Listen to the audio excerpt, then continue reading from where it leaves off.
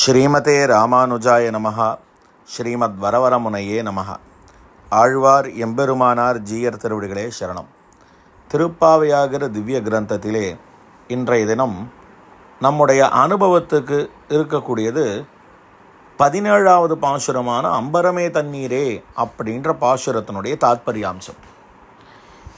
கீழ்ப்பாசுரத்தில் கோயில் காப்பான் வாயில் காப்பானை எழுப்பினார்.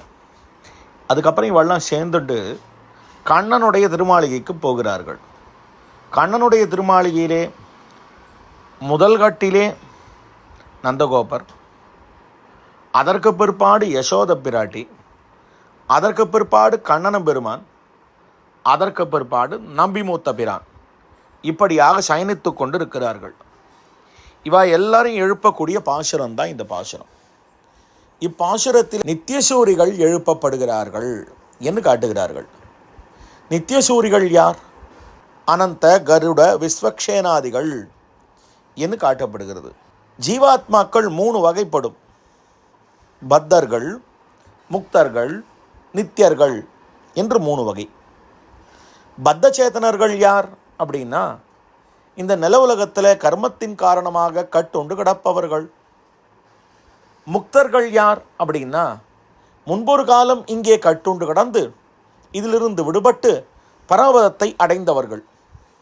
நித்தியர்கள் யார் அப்படின்னா, என்றுமே பரமபதத்திலேயே இருக்கக்கூடியவர்கள், நித்திய விபூதியிலேயே இருக்கக்கூடியவர்கள், ஒரு நாளும் இந்த உலகியல் தொடர்பு அற்றவர்கள். கருடாழ்வான் இருக்கார், விஸ்வக்சேனாழ்வான் இருக்கார், அதே போல் பெருமானுடைய மகிஷிகள் இருக்கிறார்கள், ஆதிசேஷன் எழுந்துள்ளிருக்கார். இப்படி திரிபாத் விபூதி என்று சொல்லப்படக்கூடிய அந்த நித்திய விபூதியிலே அந்த எம்பெருமானுக்கு என்றும் கைங்கரியம் பண்ணி கொண்டிருக்கக்கூடியவர்கள். இவர்களுடைய பெருமை தான் இங்கே காட்டப்பட்டிருக்கிறது.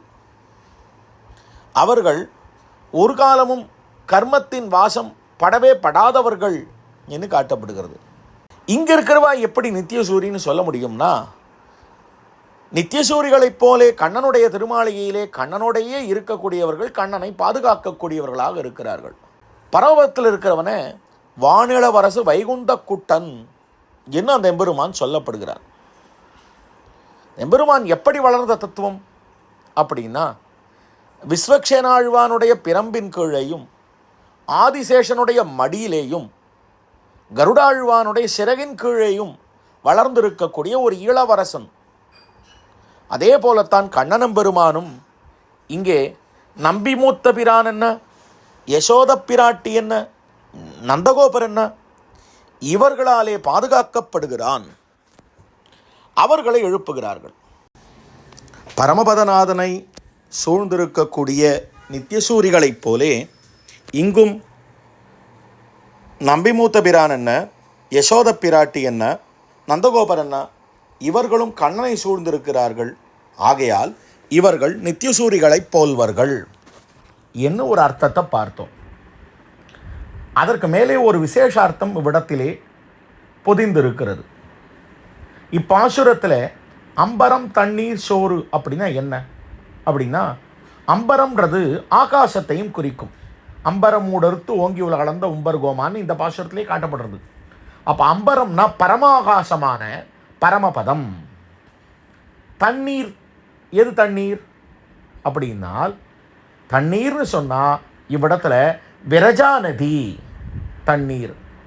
சோறு அப்படின்னா அகமன்னம் அகமன்னம் அகமன்னம் அகம் அன்னாதகா என்று நமக்கு உணவாக இருக்கக்கூடியவன், நாம் உணவாக இருக்கிறோம் அவனுக்கு, நமக்கு அவன் உணவாக இருக்கிறான். அந்த எம்பெருமான் அனுபவிக்கும் தத்துவமாக இருக்கிறான் பகவான்.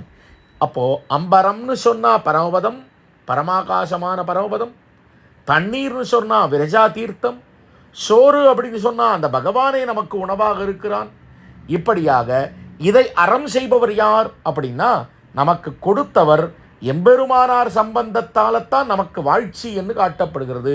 அதை அறம் செய்யும் எம்பெருமான் நந்தகோபாலா என்பது எம்பெருமானாரை குறிக்கிறது. கொம்பனார்க்கெல்லாம் கொழுந்தே குளவளக்கே எம்பெருமாட்டி யசோதா அறிவுராய். இவரை எம்பெருமாட்டின்னு சொல்லலாமான்னா இவளை பெண்ணுன்னு சொல்லலாம்.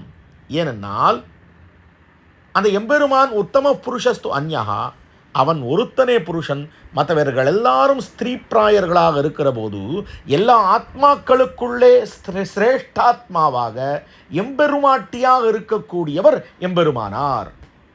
ஏன்னா மற்ற ஜீவாத்மாக்கள் எல்லோரும் இவரை பிடித்து விட்டார்களேயானால், கால் பிடித்து விட்டார்களேயானால் அந்த எம்பெருமானை அடைந்து விடலாம்.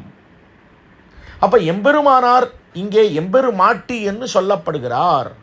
அவர்தான் இந்த பிரபன்ன குலத்துக்கு விளக்காக திகழக்கூடியவர். ஆகையாலே குல விளக்கு எம்பெருமானார். அடுத்தது, அம்பரமூடர்த்து ஓங்கி உலகளந்தவர்னு எம்பெருமானார சொல்லலாம். ஏனென்றால் உபய விபூதியும் சொத்தாக உடையவர் என்ன அவருக்கு திருநாமம். எம்பெருமானே உலகளந்தவனே இவருக்கு உபய விபூதியையும் சொத்தாக தான் அளந்த உபய விபூதியையும் சொத்தாக கொடுத்திருப்பதனாலே இவை இரண்டையும் சொத்தாக உடையவராகையாலே இவரும் உலகளந்தவர். இன்னொரு விஷயம், இவர் அவனை விட அந்த அளப்பிலே பெரியவர் என்று எப்படி தெரிகிறது அப்படின்னால், மண்மிசை யோனிகள் தோறும் பிறந்தெங்கள் மாதவனே கண்ணுற நிற்கிலும் காணகில்லா உலகோர்களெல்லாம் அண்ணலி ராமானுசன் வந்து தோன்றி அப்பொழுதே நன்னரு ஞானம் தலை பெய்து நாரணர் காய்னரே என்கிற ராமானுசனுத்தந்தாதி பாசுரம் நோக்கத்தக்கது. அந்த எம்பெருமானாலே அளக்க முடியாத மனங்களையும் எம்பெருமானார் அளந்து விட்டார். ஆகையாலே இவர் உலகத்தில் அவன் அளக்க முடியாத இடத்தையும் இவள் அளந்திருக்காரோ இல்லையோ, அதனால் இவர் அம்பரமூடர்த்து ஓங்கி உலகளந்தவர். இவர் ஓங்கி அளந்தவர். இவருடைய ஒரு கருணையினாலே ஓங்கி உலகளந்தவர். எல்லோரும் அவருக்கு அடியவர்கள் ஆனார்கள் என்று காட்டப்படுகிறது. அடுத்தது, செம்பொற்கழலடி செல்வா பலதேவா என்பதும் எம்பெருமானாரை குறிக்கும். ஏனென்னால் அனந்த பிரதமம் ரூபம் லக்ஷ்மணஸ்ட ததப்பரம் பலபத்ர திருத்தீயஸ்து கலு ராமானுஜ ஸ்மிருதாக என்று காட்டப்பட்டதனாலே பிரதமத்திலே அனந்தனாக அவதரித்தவர், அடுத்ததாக லக்ஷ்மணனாக அவதரித்தவர், அதற்கு பிறகாக பலதேவனாக அவதரித்தவர் தான் இந்த எம்பெருமானார். அப்போது பலராமாவதாரமும் எம்பெருமானாருடைய பூர்வாவதாரம் ஆகையாலே இங்கே செம்பொற்கழடி செல்வா பலதேவா என்பது யாரை குறிக்கும்னா எம்பெருமானாரைத்தான் குறிக்கும் என்று கொள்ள வேண்டும். இப்படி இந்த 4 விழிகளாலே எம்பெருமான் நந்தகோபாலா, எம்பெருமாட்டி யசோதா, ஓங்கி உலகளந்த உம்பர்கோமானே, செம்பொற்கழடி செல்வா பலதேவா, இவை 4மே எம்பெருமானாரை குறிக்கிறது. ஆக இப்பாசுரம் எம்பெருமானாருக்கான சுப்பிரபாதம் என்றும் கொள்ளலாம் என்று சொல்லி இந்த பாசுரத்தினுடைய தாத்பரியத்தை இத்தோட நிறைவுறுத்துகிறேன். நாளை தினம் உந்தமதகளித்தன் பாசுரத்தை அனுபவிப்போம் என்று சொல்லி அமைகிறேன்.